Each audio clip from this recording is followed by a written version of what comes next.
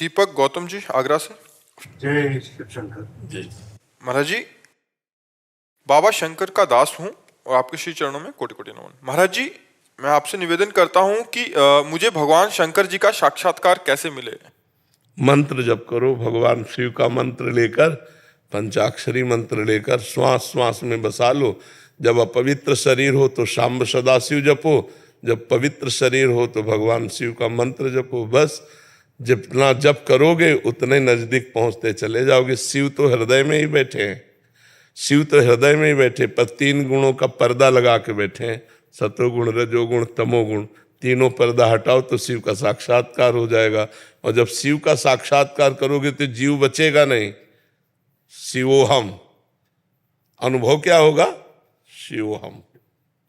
जीव नहीं बचता। फिर शिव का साक्षात्कार करते ही वो शिव स्वरूप हो जाता है। जानत तुम्हें तुम्हें हो जाए। हाँ, तो इसलिए नाम जप करो और मंत्र जप करो और गंदे आचरण न होने पावे, क्योंकि परम पवित्र भगवान शिव की प्राप्ति के लिए हमें जो परहेज है वो सही रखना चाहिए। कभी पराई माता बहनों की तरफ गंदी दृष्टि नहीं, पराए धन की तरफ दृष्टि नहीं, किसी का अमंगल अहित नहीं।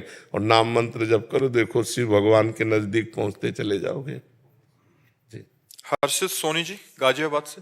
राधा राधा। महाराज जी, आपके चरणों में कोटि कोटि प्रणाम।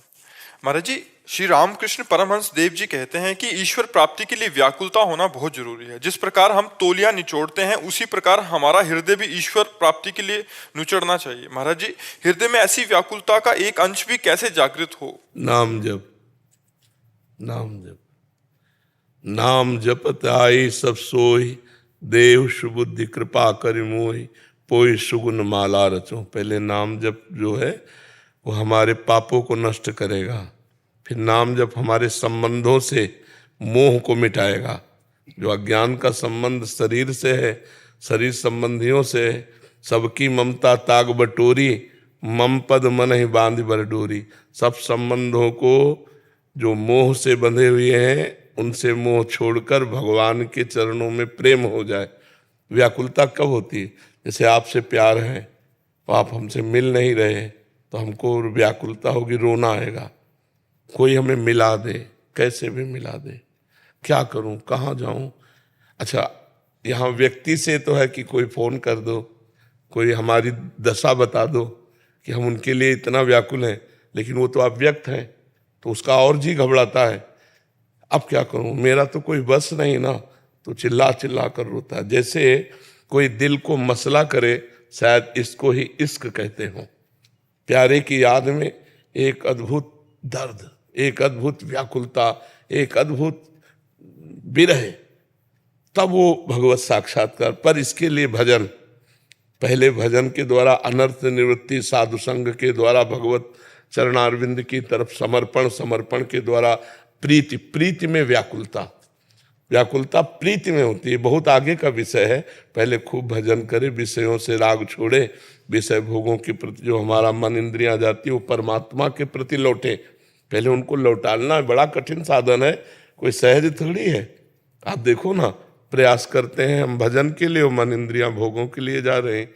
लाख प्रयास करो वहीं खड़े मिलते हैं मन इंद्रियां। जब इनको देखो तो वो संसार में ही खड़े। जब ये परमात्मा में स्वाभाविक जाने लगे तब तो हमारी रुचि बढ़ी भगवान की तरफ। रुचि के बाद प्रीति, और प्रीति में व्याकुलता, और व्याकुलता में भगवत साक्षात्कार। कबीरा हंसना छोड़ दे रोने से कर प्रीति, बिन रोए किन पाइया प्रेम प्यारा मीत। खूब भजन करो, खूब नाम जप करो। जो परमात्मा का नाम तुम्हें प्रिय लगे, खूब नाम जप करो। उसी से सब कुछ हो जाएगा। बस एक चित्त वृत्ति लगे, राधा राधा राधा राधा। जो चाहोगे वो प्राप्त हो जाएगा।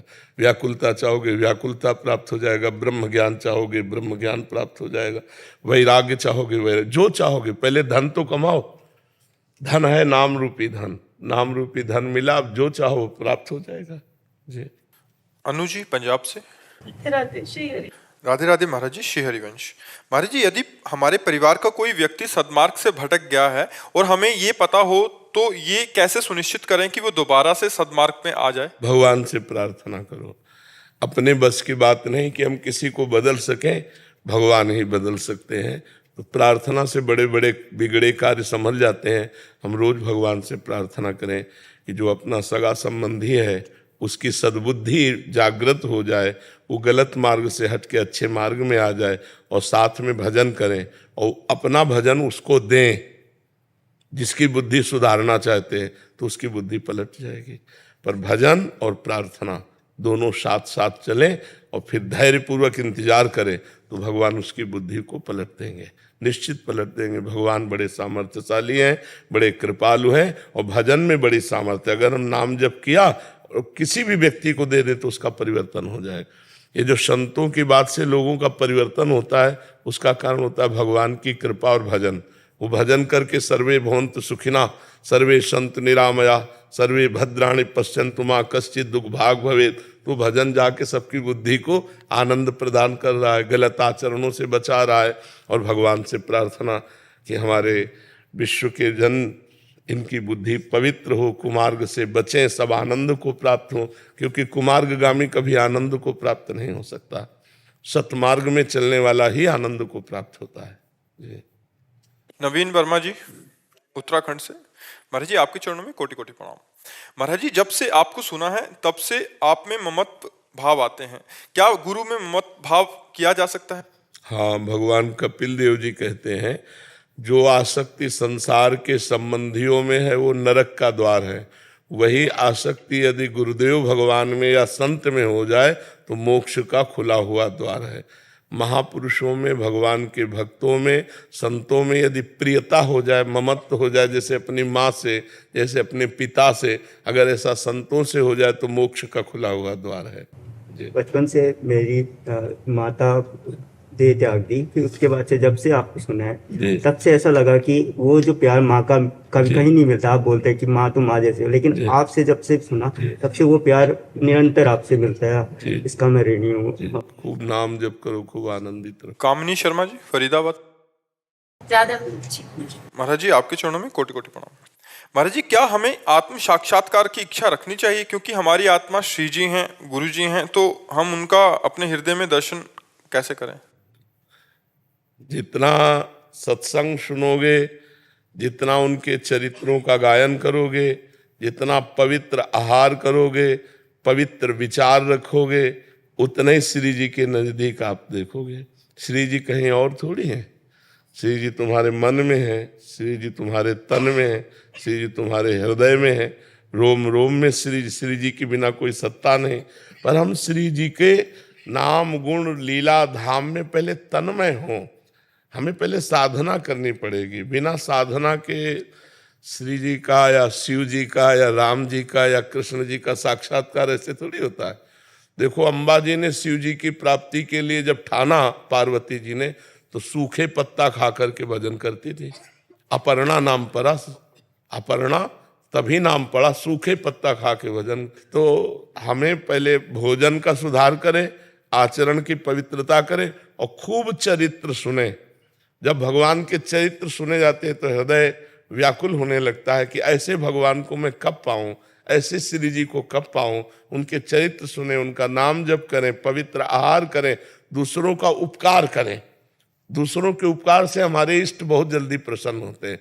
पर हित सरिस धर्म नहीं भाई। अगर हम दूसरे का हित करें, दूसरे का उपकार करें और खूब नाम जप करें, खूब लीला चरित्र सुने, पवित्र आहार करें, पवित्र आचरण करें, तो भगवत प्राप्ति अपने आप हो जाएगी। तो महाराज जी इच्छा करनी चाहिए ना हमें, कि हम मतलब इच्छा कर रहे हैं तो हम ऐसा तो नहीं कर रहे कि हम इच्छा करना चाहिए, ये इच्छा करनी चाहिए, और इच्छाएं नहीं करनी चाहिए जो माया जनित है। लेकिन भक्ति जनित इच्छा तो करनी। हमें गुरु जी का सानिध्य मिले, हमें श्री जी का सानिध्य मिले, ये तो इच्छा करनी चाहिए। आशा ही परमम दुखम नैरास्यम परमम सुखम, संसार के लिए। लेकिन श्री जी के लिए आशा परमम सुखम। आशास्य दास्यम वृषभानुजायास तीरे समध्यास्य च भानुजाया।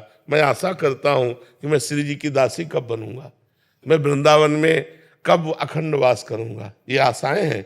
कब मैं श्री जी के चरणों में महावर लगाऊंगा, कब मैं अपने इष्ट देव को सुख पाऊं, ये आशा तो करनी ही है, ये तो इच्छा करनी है। गृहस्थ में रह के से हाँ हाँ बिल्कुल हो जाएगा। गृहस्थ विरक्त तो हमारा एक रहनी है, लेकिन हम सब परमात्मा के हैं। अगर हम उसका भजन करेंगे, श्री जी का भजन करेंगे, तो श्री जी को प्राप्त हो जाएंगे। भजन करने से भगवान की प्राप्ति हो जाती है। तो गृहस्थ में रह के भजन करो तो श्री जी की प्राप्ति हो जाएगी। प्रशांत व्यास जी। राधा वल्लभ श्री हरिराम। महाराज जी आपके चरणों में कोटि कोटि प्रणाम।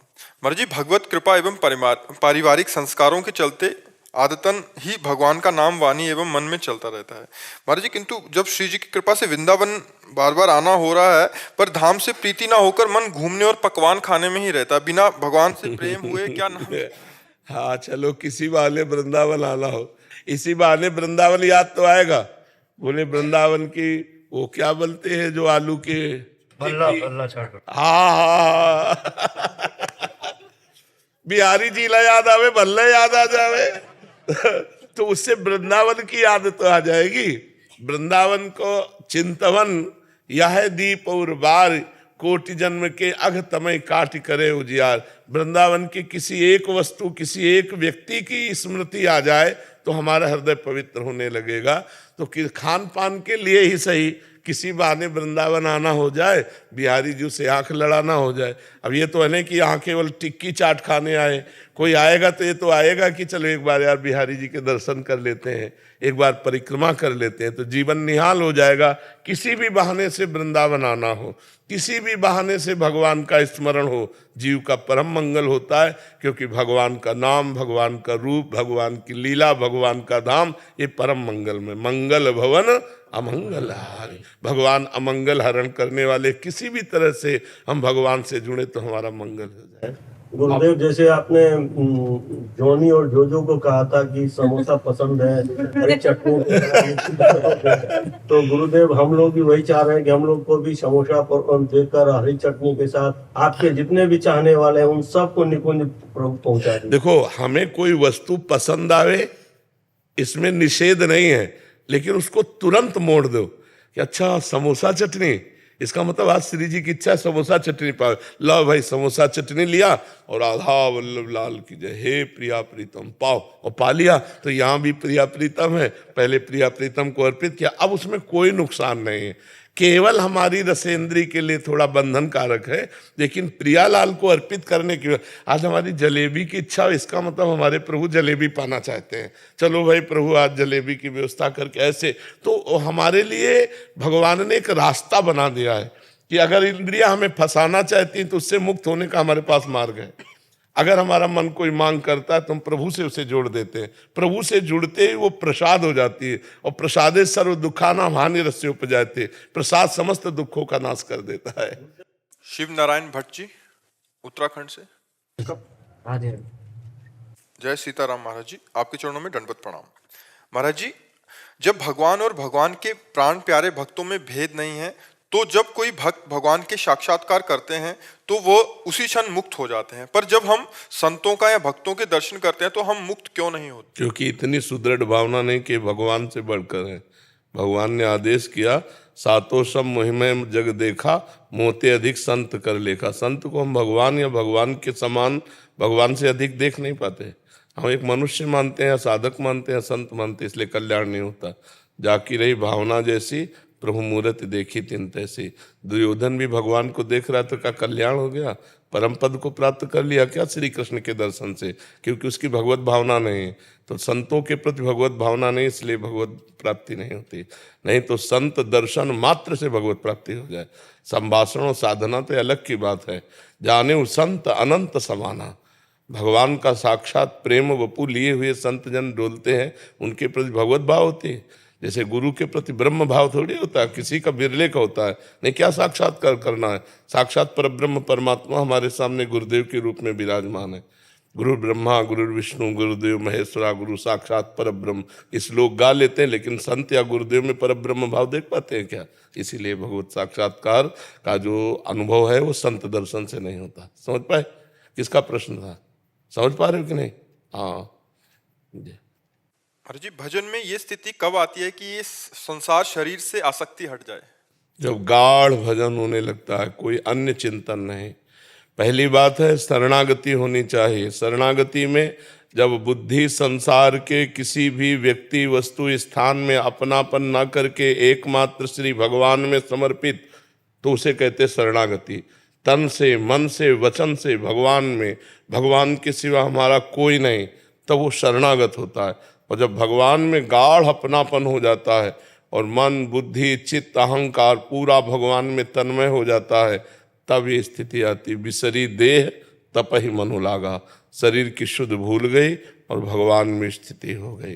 पहले संसारिक संबंधों को त्यागे, संसारिक भोगों को त्यागे, संसारिक भावनाओं को त्यागे गुरुदेव के कृपा प्रसाद से, और भजन में तन्मय हो। तन्मयाहा, जब भगवान में तन्मय है, कभी रुदन कर रहा है, कभी हंस रहा है, कभी नाच रहा है, कभी गा रहा है, कभी समाधिस्थ बैठा हुआ है, तब वो देश शुद्धि का विस्मरण होता है। 2-4 माला घुमा लेने से थोड़ी होता है। हाँ जी।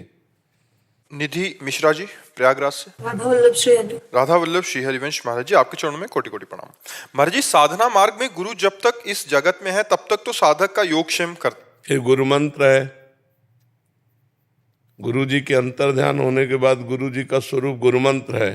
आप देखो गुरु मंत्र में प्यार करके गुरु मंत्र को निरंतर जपिए, कोई भी प्रश्न आपका ऐसा नहीं होगा जिसका उत्तर आपके हृदय में ना आ जाए। गुरुजी, गुरु मंत्र नहीं लिया था तो फिर गुरु किस बात के? नहीं, जैसे आपने बोला था मान लिया, तो फिर ऐसे मान लेने से कोई ब्याह हो जाएगा? मान लेने से तो तभी होगा ना जब उनकी बात मानो। तो गुरु तो बात क्या मानोगी? जब गुरु जी ने नाम दिया मंत्र दिया तभी तो बात है, और क्या बात है? और तो सब बात बेकार। जो गुरु जी ने नाम दिया मंत्र दिया उसी से तो सारी बात है। नहीं, और किस बात की बात है? और क्या बात है? ऐसे चलना, लेकिन जाना कहाँ है? ये बात तो गुरु मंत्र से पता चलेगी ना। हमारा इष्ट कौन है, हमारा आराध्य देव कौन है, उसका नाम क्या है, उसका मंत्र क्या है, उसका रहस्य क्या है, यही तो गुरु से जाना जाता है।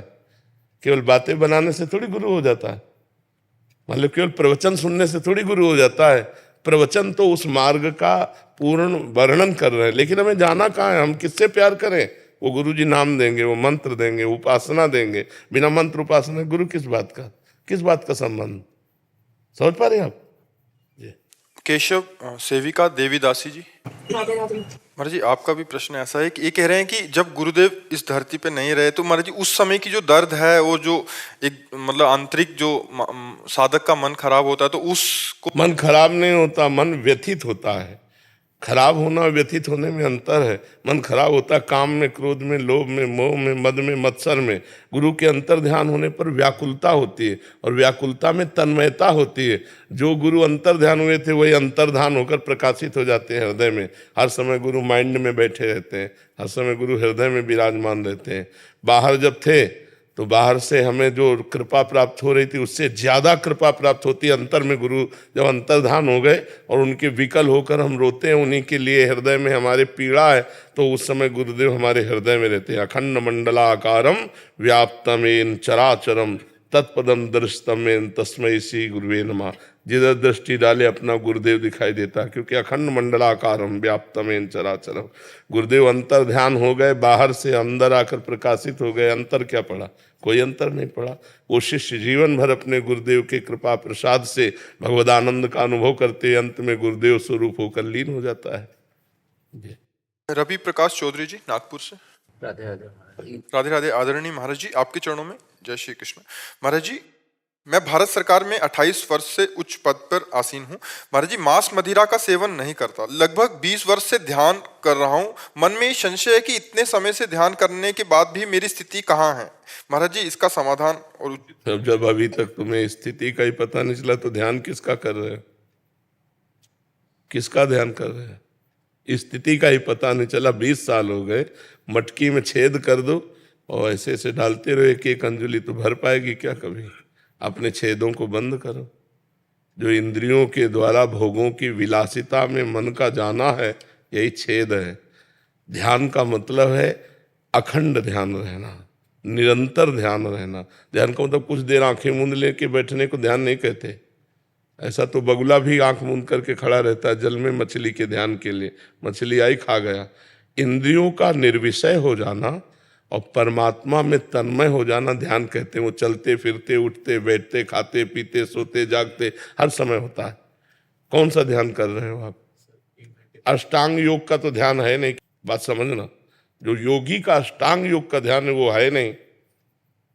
अब घंटा 2 घंटा आंख मूंद के बैठ जाओ, सो जाओ, उसे हम ध्यान कहते नहीं। ध्यान का मतलब चित्त वृत्ति का परमात्मा में तन्मय होना।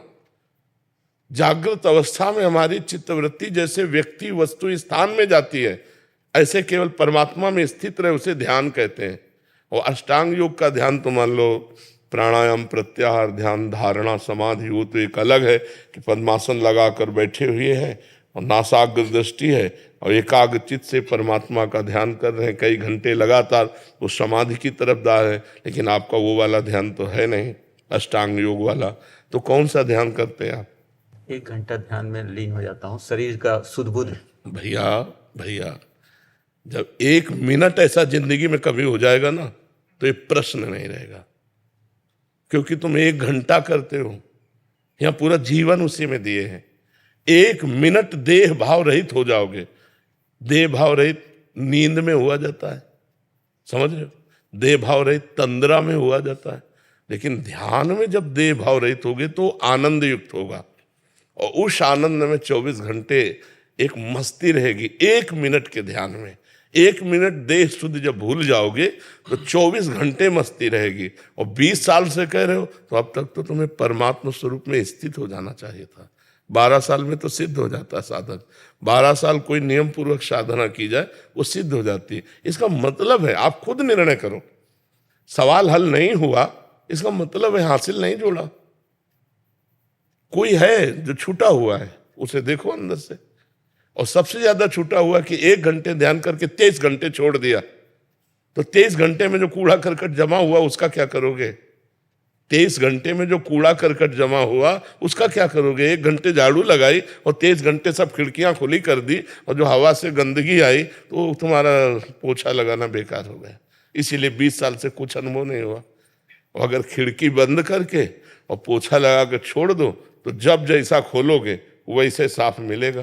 तो खिड़कियां बंद नहीं की, हर इंद्रिय अपने स्वतंत्र है, तो फिर क्या फल मिला? इसलिए नाम जप करो। नाम जप करते हो है, उसका हर समय प्रयास करो। हर समय प्रयास करो कि जैसे आप कोई सांसारिक कार्य कर रहे हो, राजकीय कार्य कर रहे हो, तो उस कर्म को भगवान को अर्पित कर दो। तदर्पिता अखिलाचारिता।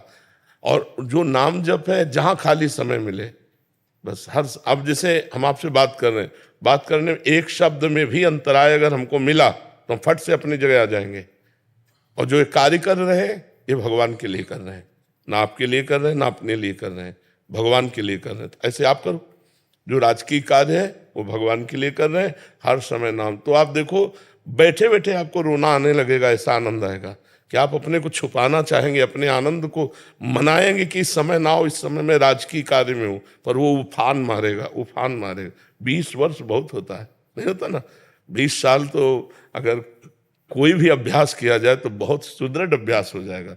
1 घंटे का अभ्यास शुरू किया तो 20 साल में 20 घंटे में तो आ जाते कि उठते बैठते चलते भगवदाकार वृत्ति है और कुछ याद ही नहीं है नहीं? तो अभी थोड़ा सही ढंग से चलो। देखो, अपने को यदि पूर्ण मान लोगे तो पूर्णता में कभी पहुंचोगे नहीं। अपने को अपूर्ण मानोगे तो पूर्णता में पहुंचना स्वाभाविक हो जाता है, क्योंकि अभी हम अपूर्ण हैं, तो अभी आप अपूर्ण हैं। पूर्णता आपका स्वरूप है, ना आप स्वरूप में स्थित है और ना भगवान के स्वरूप में स्थित है। देह भाव में है कि नहीं है? तो अब इसको काटो, उठते बैठते चलते फिरते हर समय नाम जप करो और भगवान के मंगलमय चरणों का ध्यान करो, जो भगवान का आपको स्वरूप प्रिय हो। क्योंकि हम आकार में फंसे हैं, आकार से ही छूटेंगे। कांटा लगा हो तो कांटे जैसी आकृति वाले यंत्र से ही कांटा निकाल करके हम कंटक रहित हो सकते हैं। तो ऐसे ही हम फंस गए आकार में, आकार में फंसे हैं, आकार का ही चिंतन करो, तो फिर निराकार जो स्वरूप है वो जागृत हो जाएगा।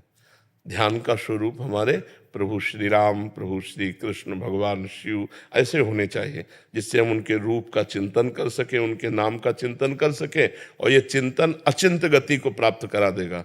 मम दर्शन फल परम अनुपा, जीव पाव निज सहज स्वरूपा। सहज स्वरूप जो है ना वो समाधिमय है। शंकर सहज स्वरूप सम्हारा, लाग समाधि अखंड अपारा। जो स्वरूप स्थित है अखंड अपार, 88 हजार वर्ष की समाधि लग जाती है भगवान शिव की अपने स्वरूप में। वही स्वरूप आपका है, जो शिव का स्वरूप है वही आपका स्वरूप है। जो बड़े बड़े सिद्धों का स्वरूप है वही आपका स्वरूप है, स्वरूप में कोई अंतर नहीं। तो अभी तक हम स्वरूप में तो पहुंचे नहीं, समझ रहे हो। एक गाढ़ स्थिति तंद्रा की होती है, जैसे बैठे अब चले गए। हम ध्यान उसे मानते जैसे जागृत तुम्हें देख रहे हैं, ऐसे आंख खुली हो या आंख बंद हो, बिल्कुल चेतना में, और हम परमात्मा स्वरूप का उसे ध्यान कहते हैं। बिल्कुल जागृत, बिल्कुल चेतना में, और फिर ध्यानस्थ उसे ध्यान कहते हैं। ऐसे ध्यान तो बहुत लोग लगाते हैं कि बैठे हो थोड़ी देर में अपना कंबल में आनंद में, फिर घड़ी में देखा 2 घंटा हो गए, बोले ध्यान का समय पूरा हो गया, उठ गए। इसे हम ध्यान नहीं कहते। ध्यान कहते 2 घंटे में 2 सेकंड भी आप खोए नहीं, केवल परमात्मा में स्थित चैतन्य घन। तो ऐसी ध्यान वृत्ति करके दे। हम लोग जो है ना, इसी ध्यान के लिए कभी सर्दी में जीवन में स्वेटर नहीं पहना, कभी कंबल नहीं ओढ़ा, खुले बदन सर्दी में कि कहीं हमें तंद्रा ना आ जाए, और फिर ध्यान। गंगा के किनारे चल रहे ठंडी वायु, और उसमें शरीर थर थर कांप रहा है, और लगाए पद्मासन, उसी में गंगा जी की धारा की तरफ बैठे, भूख प्यास गर्मी सर्दी सब भूल कर तब उस परमात्मा की तरफ बढ़ना होता है। आप तो एक पदाधिकारी हैं, आप ऐश्वर्य आराम भी भोग रहे हैं और ध्यान में सिद्ध भी हो जाएं, ऐसा कैसे हो सकता है। एक ही पद्धति अपनाओ, नाम, वो आपको आगे बढ़ाएगा। असलियत जब आएगी ध्यान की, तो गदगद सुर नैना सजल दंपति रस रहे भीन। वो चल रहा है तो अपने ध्यान में है, वो कार्यरत है तो ध्यान में है। इसमें सामर्थ्य ऐसी होती है भगवान के भजन में, वो एक साथ 2 कार्य कर सकता है, भगवान का चिंतन भी और संसार का कार्य भी। नहीं, अर्जुन को भगवान ने आदेश किया, मामुनिस्मर युद्ध च, मेरा स्मरण करते हुए युद्ध कर। तो युद्ध जैसा खतरनाक काम हो, भगवान का भजन एक साथ कैसे हो सकता है, लेकिन हो सकता है, तभी भगवान ने आदेश किया, मामुनिस्मर युद्ध च, मेरा स्मरण करते हुए युद्ध करो। तो सावधानी से अब लगो, अब जीवन ज्यादा नहीं रह गया। बहुत कृपा है जो शरीर स्वस्थ है, नहीं ऐसे ऐसे रोग हैं पूछो मत। मनुष्य जीवन क्या नरक जीवन है। यदि भजन बन जाए तो बन जाए, नहीं भैया बहुत नरक जीवन है। तो जल्दी जल्दी ऐसा भजन कर लो कि इससे पिंड छूट जाए। अगला जो जन्म हो तो दलित दुराए वाला ना हो। अगर मनुष्य जन्म पावे तो बचपन से भगवान का भजन करते हुए भगवान को प्राप्त हो जाए। नहीं जन्म मरण क्या क्या। अच्छा मनुष्य है तो दवाइयाँ हैं, अब ऐसे पशु पक्षी योनियां हैं कि जिनमें कष्ट है, बस भोगते रहो, न कोई औषधि है न कोई निराकरण है। तो अभी भगवान का भजन करके भगवान को रिझा लो तो जीवन सार्थक हो जाए। आसन में कितनी देर बैठ सकते हो? पद्मासन, सिद्धासन में? ये जैसे बैठे सुखासन में। सुखासन कभी बैठे हो? पद्मासन सिद्धासन में? हाँ अभी बैठ ऐसे ऐसे बैठो। जब हाँ जब ध्यान में बैठो पूरा 90 अंश का कोण, मेरुदंड सीधी, ऐसे बैठो और नासाग्र में दृष्टि करो। बंद नहीं करना है, नासाग्र में दृष्टि। न नींद न तद्रा न जागृत, तीनों अवस्थाओं से परे तुरी अवस्था की तरफ हमारी गति हुई, यहां बिल्कुल होना चाहिए। नासाग्र दृष्टि होनी चाहिए और यहीं ध्यान करो। इसी नासाग्र दृष्टि में परमात्मा के जिस रूप का, जिस नाम का, और ऐसे खुली आंख।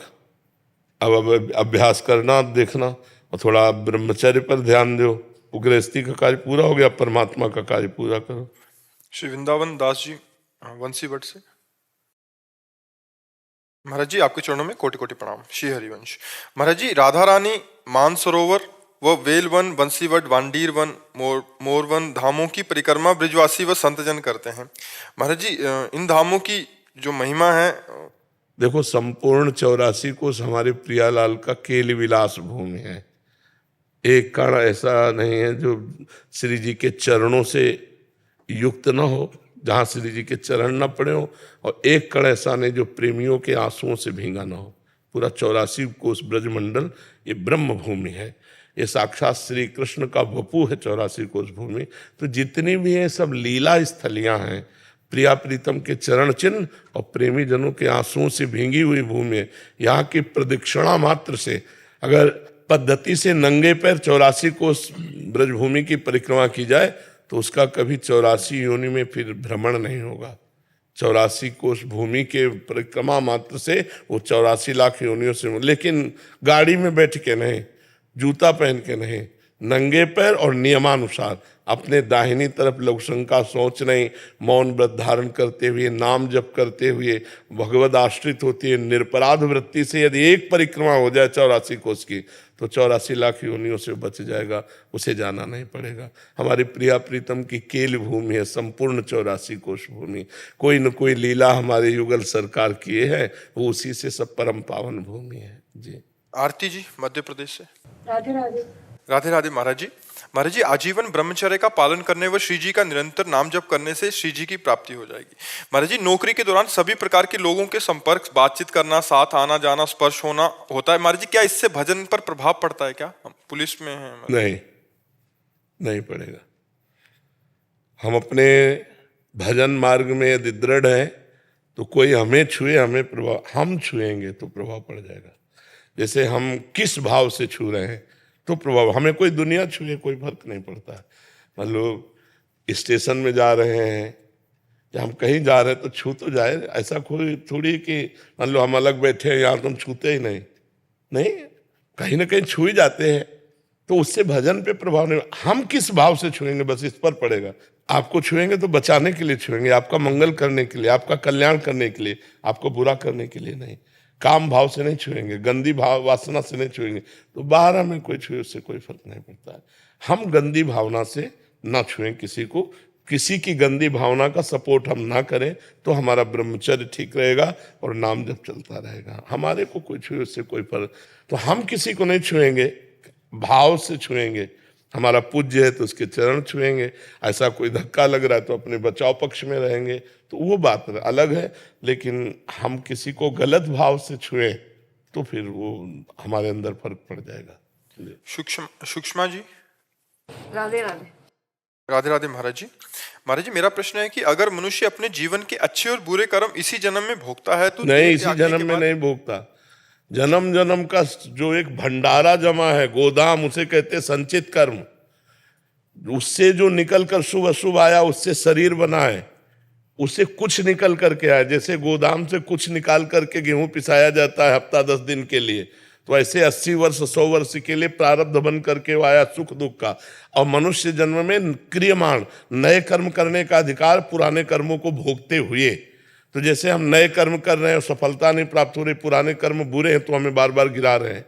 जैसे हमारा नया कर्म कोई ज्यादा उत्थान वाला नहीं, लेकिन हमारा काम बनते चले जा रहे हैं, उसमें हमारे पूर्व पुण्य काम कर रहे हैं, तो पूर्व के पुण्य और पाप जनित फल को भोगते हुए नया कर्म जो हम कर रहे हैं उसका फल भोगना पड़ेगा अगले जन्म में। ये पुरानी खेती है। अब जो हम फसल बो रहे हैं हमको आगे, ऐसा नहीं है अगर कि अभी का अभी भोगना होता तो बचपन से बाबा जी किडनी क्यों फेल होती? कौन सा कर्म हमारा पाप का बन गया जिससे हमारी किडनी फेल हुई? तो पूर्व का हमारा पाप कर्म है, जो हमारे माँ के गर्भ में ही ये रोग था। माँ को था पॉलिसिस्ट किडनी और उसी से वंशानुगत हमारे आया, ये पूर्व कर्म का था। ऐसा संयोग बना, ऐसी माँ मिली, माँ रोग युक्त थी तो इस शरीर का रोग, फिर 35 वर्ष की अवस्था में वो जागृत हुआ। इस जन्म का तो नहीं है ना।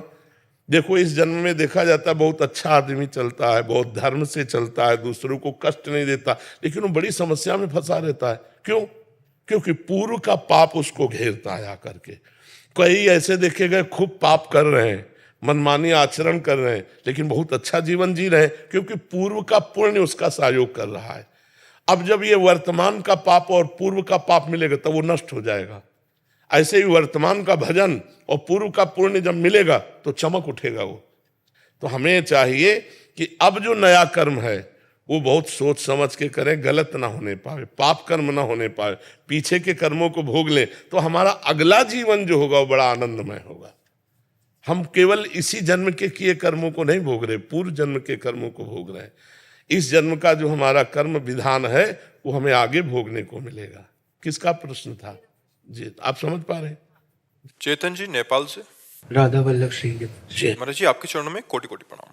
महाराज जी, एक एकांतिक में आपने बताया था कि भक्त नरसिंह मेहता जी को अपने जीवन काल में 52 बार हरि दर्शन हुए। महाराज जी, इसका क्या तात्पर्य? मेरे प्रभु, क्या एक बार भगवत दर्शन साक्षात्कार होने के बाद भगवान को बार-बार फिर दोस्त हो जाते हैं?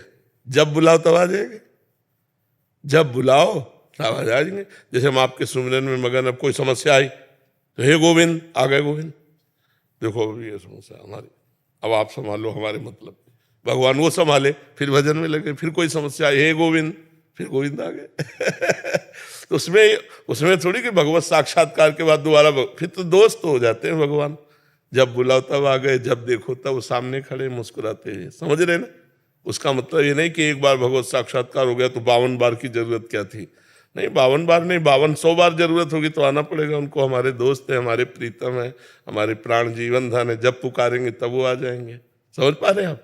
लीला चिंतन और महर्षि जी भगवत साक्षात्कार दर्शन अलग अलग बात है। लीला चिंतन में जब भक्त उन्हीं के साथ रहता है, हाँ, ये अलग चीज है। लीला चिंतन में तो हर पल रहता है, और जब पुकारता है तो साक्षात आते हैं। लीला चिंतन में तो भावना में रहता है, और ये भावना नहीं होती है, साक्षात होता है। जैसे हम आप हैं ऐसे होता है। अब नरसिंह मेहता जी के बेटे का ब्याह था,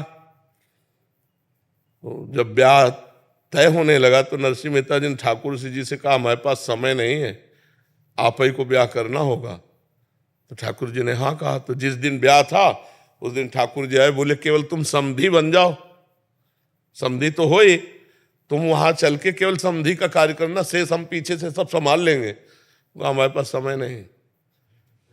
नरसिंह मेहता जी का लड़का है और नरसिंह मेहता जी कहे हमारे पास समय नहीं, आप सब अपना संभालो, हम तो यहीं रहेंगे, यहीं कीर्तन करेंगे। ऐसा अब बेटी का भात भरना है, पूरा चिट्ठा रख दिया ठाकुर जी के सामने, आप संभालो। अगर आप लिखवा के भेजा है तो आप ही पूरा, ऐसा भात भरा गया कि गाया जाता है, उनके चरित्र को गाया जाता है। तो भगवान से इतना प्रेम हो गया कि हर समस्या का समाधान भगवान। वो कभी चिंतित नहीं हुए, इतना बड़ा चिट्ठा आया भगवान सामने रख दिया। तो क्योंकि आप द्वारिकाधीश शहंशाह है, आप भरिए जा करके। आप तो चले गए थे अपने संत मंडली के साथ, और द्वारिका से गाड़ियां लद के आई थी। तो भगवान पर भरोसा, भगवान से अपनापन, भगवान की एक नहीं कितनी घटनाएं। जिस संतों ने वो हुंडी भेजी थी द्वारिका, तो सावल सावन करके हुंडी, तभी तो कहा 52 बार भगवत साक्षात्कार, 52 बार भगवान प्रकट हुए। जी महाराज जी, राधा वल्लभ श्री हरिवंश। महाराज जी, इस जीव से आपकी आज्ञा का उल्लंघन कई बार हुआ है गुरुदेव। मैं अपनी हस्तमैथुन की क्रिया को नहीं छोड़ पा रहा, दिन में कई बार हो जाता है, पूरा शरीर कंपन करता है। यार ऐसा बहुत गलत है यार, कैसे हम समझाएं। दिन में कई बार करोगे, जानते हो, एक मन 40 किलो अन्न, पूरा भोज्य पदार्थ पेय सहित, तब वो एक संतान उत्पन्न करने के योग्य वीर बनता है। 40 किलो खान पान पेय सब मिला करके वो जब हमारे शरीर से पचता है तब एक बार संतान उत्पन्न करने के योग्य वीर बनता है। आप उसे हस्तमैथुन के द्वारा दिन में कई बार निकाले तो मरोगे नहीं, और क्या होगा। जी, पूरा शरीर कंपन जैसे रोग शिकार। अभी शरीर कंपन, दिमाग डिप्रेशन, कमर में दर्द, टांगों में दर्द, कुछ अच्छा ना लगना, भोजन ना अच्छा, किसी काम में रुचि ना होना, ये सब लक्षण शुरू हो जाएंगे, जीवन बेकार हो जाएगा। पूरी शक्ति खो चुका हूँ। और हस्तमैथुन का ऐसा अभ्यास बन जाएगा कि आप ना करना चाहते हैं तो सोते सोते हो जाएगा। बहुत गलत आदत है, अब इसको छोड़ना तो आपको ही पड़ेगा भैया। मतलब हर तरह से मरना हो जाता है। एक आदमी की मृत्यु हो गई, झंझट खत्म हो गई, इसमें जीते जी मरना हो जाता है। निरुत्साहित रहना, विचित्र प्रकार की चिंतन वृत्ति खराब हो जाना, शरीर को बिल्कुल ऐसे ही अस्वस्थ अवस्था में महसूस करना, किसी से मिलने की बात ना, मतलब हर तरह निराशा ही निराशा। उत्साह संपन्न होने के लिए ब्रह्मचर्य की आवश्यकता है। यार ऐसा ना करो। कई बार दिन में करते हो? 5-6। हे भगवान, 5-6 बार अपने को नष्ट करते हो तो कैसे मतलब आप स्वस्थ हो पाओगे, कैसे हो पाओगे। अब तो क्या हुआ कि बच्चा भगवान के सुख का तो परिचय है नहीं, तो संसार में इसी सुख को लगता है, और इसमें क्षणिक मात्र एक सुख का आभास होता है। उसी सुखाभास को बार बार करने की इच्छा होती, क्योंकि आनंद तो मिला नहीं भगवान का, तो जीव से ये गलती होती रहती है। अब इसे अगर नाम जप करो, थोड़ा पवित्र आचरण, पवित्र भोजन और सत्संग सुनो, और कसम खाओ, नियम पूर्वक उसका निर्वाह करो, तो भले हो सकता है। नहीं तो महाराज जी कह रहे हैं पशु जैसा जीवन हो गया, तंबाकू, गुटखा, भांग, सिगरेट ये भी साथ में लेते। आओ, बेकार जीवन हो गया। अभी आप निराश मत होइए, आप नए बच्चे हो, आप छोड़ सकते हो, ठीक है। क्यों? एक बार आप बोल दीजिए कौन बोल तो रहे हम कह तो रहे, माइक से बोले या कैसे बोले? अरे सामने बोल रहे कि कसम खा के आज के बाद हस्तमय तो नहीं करेंगे। कभी नहीं करते। हाँ, और जो नशा करते हो उसे छोड़ो, तब तो तुम्हारी बुद्धि शुद्ध होगी। नाम जप करो और ये याद रखो कि हम कसम खाया है वृंदावन में। भर्ती देख रहे थे आर्मी की, तो उसमें कहा कि मतलब हाइट नहीं थी, तो कहा कि ऐसा करो तो हो जाए। इसी चक्कर में बहुत ज्यादा करने लगे थे। यार ऐसा सिखाया जाता है बच्चे जो थे वो गांव के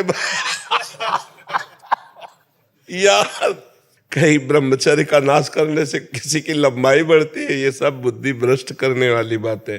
ठीक है, आज से संकल्प पूर्वक इसका त्याग कर दो। स्वयमेव जो हो तो उसकी कोई बात नहीं, अपनी तरफ से कोई क्रिया मत करना, आज से ही ले लो। ठीक है, आज से तुम्हारा एक ही व्रत है, ब्रह्मचर्य व्रत। इसको संभालो, जब ब्याह हो जाए तो भगवान जैसे चलावे वैसे चलना। अभी पवित्र भाव से चलो और नशा कोई मत करना, तो राधा राधा रटो। ठीक है, राधा राधा सब। दिलबाग सिंह जी, राधे राधे। महाराज जी आपके चरणों में कोटि कोटि प्रणाम। महाराज जी मैं एक सिंगर हूँ। महाराज जी मेरा प्रश्न है कि आजकल के इस तेज जीवन में जहाँ बहुत कंपटीशन है, एक दूसरे से आगे बढ़ने की चाहत है, अगर कोई दूसरा आगे बढ़े तो उससे जलन होनी भी स्वाभाविक है, जबकि हमें पता है कि समय से पहले और भाग्य से ज्यादा किसी को नहीं। जलन क्यों होनी चाहिए? हमें खुशी होनी चाहिए। अगर आपका भाई आगे बढ़ रहा है हो तो आपको खुशी होगी ना, तो उसे दूसरा क्यों मानते हो? उसे दूसरा नहीं मानना है। भगवान ने उसको योग्यता दी, वो आगे बढ़ रहा है, कभी हमको भी योग्यता देंगे भगवान तो हम भी आगे बढ़ेंगे। जलन होना ठीक नहीं है। जलन से द्वेष होगा और द्वेष से पाप बन जाएगा। पाप की प्रवृत्ति द्वेष से बढ़ जाती है, और द्वेष का नाम इसी का है कि हम मत सरता, मेरे साथ चलने वाला मेरे से आगे निकल रहा है, बस इसी का नाम ईर्ष्या, इसी का नाम द्वेष है। इसको मिटा देना चाहिए। अगर हमारा पुत्र हमसे आगे निकल जाए तो हमें खुशी होगी ना कि चलो अच्छा हुआ, तो हम ऐसे भाव करते हैं। उदार चरिता नाम वसुधैव कुटुंबकम, पूरा विश्व मेरा भाई है। अगर एक भाई मेरा आगे निकला जा रहा है तो हम आशीर्वाद देते हैं, आगे बढ़ो, सुख प्राप्त करो। कभी भगवान हमको भी अवसर देंगे तो हम भी आगे बढ़ जाएंगे। ईर्ष्या करना उचित नहीं, जलन करना उचित नहीं। इससे तो फिर अपना पतन हो जाएगा, अपना उत्साह क्षीण हो जाएगा, अपने हृदय की जलन अपने को डाउन कर देगी। ऐसा नहीं करना। अपने को उत्साह बढ़ाना है, अपने को अभ्यास बढ़ाना है, अपने को गायन शैली ऐसी बनानी है जो उससे भी उच्च कोटि की हो जाए। तो इसके लिए मैं उसका भी आशीर्वाद चाहिए, तो हम उसको भी नमन करें और प्रभु को नमन करें कि वाहे गुरु ऐसी हम पर कृपा करें कि हमारी आवाज़ ऐसी हो कि सबको प्रियता बढ़े, सबको सुख मिले और सब हमारी आवाज़ को पसंद करें। ये तो उसकी देन होगी। दूसरों को जलन हो हमसे तो अपने को क्या लेना देना? हमको किसी के प्रति जलन नहीं होनी चाहिए। और अगर हमसे कोई जलन करता है तो वाहे गुरु हमारे साथ, एक बाल भी नहीं उखाड़ सकता कोई। अगर हमारी मृत्यु जिस क्षण है उस क्षण होनी ही है, और जिस क्षण नहीं होनी तो पूरा विश्व लग जाए तो नहीं मार सकता। दोनों किडनी 20 साल से फेल है, क्या मार सकी क्या? और जिस दिन मरना होगा तो हर व्यवस्था में चट मर जाएंगे। हमारी चेष्टा नहीं होगी कि आप दुखी हो। आप अपनी सोच से दुखी हो तो उससे हम क्या कर सकते हैं? आप अपनी सोच नहीं सुधार पा रहे हैं, आप उससे जल रहे हैं, तो आपको दंड मिल रहा है, आप भोगो उस बात को। लेकिन हम अपनी तरफ से किसी के प्रति जलन नहीं रखेंगे, कोई ऐसा आचरण नहीं करेंगे जिससे वो पता है आदमी जलता है हमसे तो उसके सामने बहुत नम्र रहेंगे, उसको जलाएंगे नहीं हम, उसके सामने बहुत दैन्य रहेंगे। इससे परमात्मा की कृपा होगी। संसार में कोई ऐसा नहीं है जिससे जलन ना होती हो। तो हमको चाहिए कि हमारी चेष्टा किसी को दुख देने वाली ना हो। अगर कोई अपने स्वभाव से दुखी हो रहा तो भोगे, ये उसके विचार का दंड है। उसने गलत विचार किया तो जल रहा है। हम किसी के प्रति जले नहीं, और हमारी कोई चेष्टा किसी को जलाने वाली हो नहीं। फिर वो अपने आप जले तो जलता रहे, वो भोगता रहे। जो जैसे विचार करता है उसको उसी प्रकार का पुरस्कार या दंड मिलता है। अच्छे विचार करेगा तो आनंदित हो गया, यार भाई बहुत अच्छा गाते हैं, बहुत आनंद। और दूसरा जल रहा है, क्यों अच्छा गाते हैं? अब उसका विचार गलत तो जलेगा तो है ही है, उसको दंड तो मिलेगा ही उसके विचार का। तो हमको आनंदित होना चाहिए और निर्भय रहना चाहिए, कभी डरना नहीं चाहिए, और कभी किसी के भय के कारण झुकना नहीं चाहिए।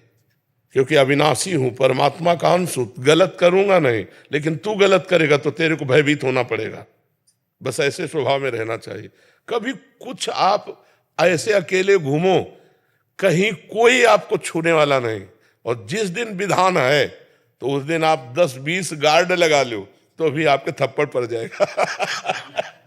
विधान है तो वो होके रहेगा, और नहीं है तो अकेले घूमो, कुछ नहीं होने वाला है, पक्का सुन।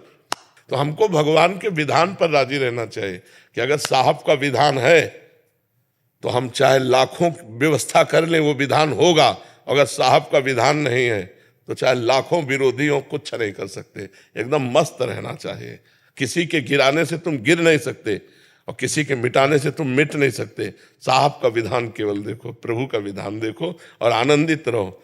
चौड़ी छाती करके घूमो, कोई नहीं छू सकता।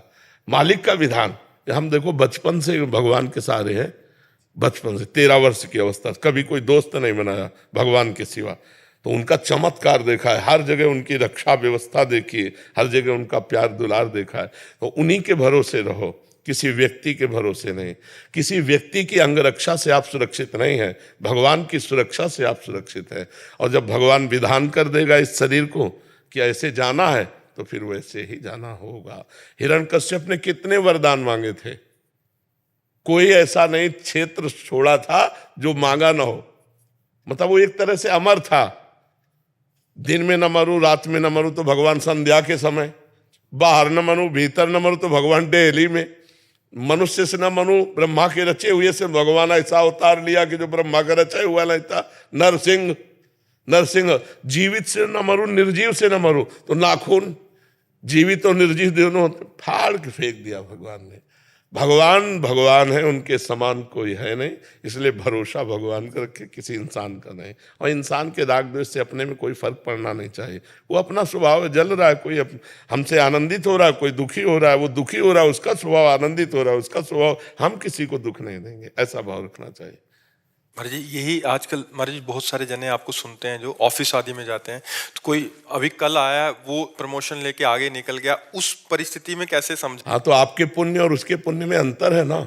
हम बहुत उसने, मेहनत कर रहे हैं। हाँ, उसने पूर्व में इतना पुण्य किया है कि फटाफट क्रॉस करता चला जा रहा है, उन्नति को जा रहा है, तो हमें उसे प्रणाम करना चाहिए। भाई तेरा तपस्या ज्यादा है, तेरा पुण्य ज्यादा है, मैं प्रयास ज्यादा कर रहा हूं इस जन्म, लेकिन तेरा पूर्व जन्म का पुण्य अधिक है, तू आकर के ग्रेजुएट बनता चला जा रहा है, कभी मेरे ऊपर भी कृपा होगी। ऐसा सोचकर ईर्ष्या नहीं करनी चाहिए। कोई बहुत ज्यादा महाराज जी दूसरों को रिझा के आगे निकल गया? नहीं, रिझाने से नहीं निकलता।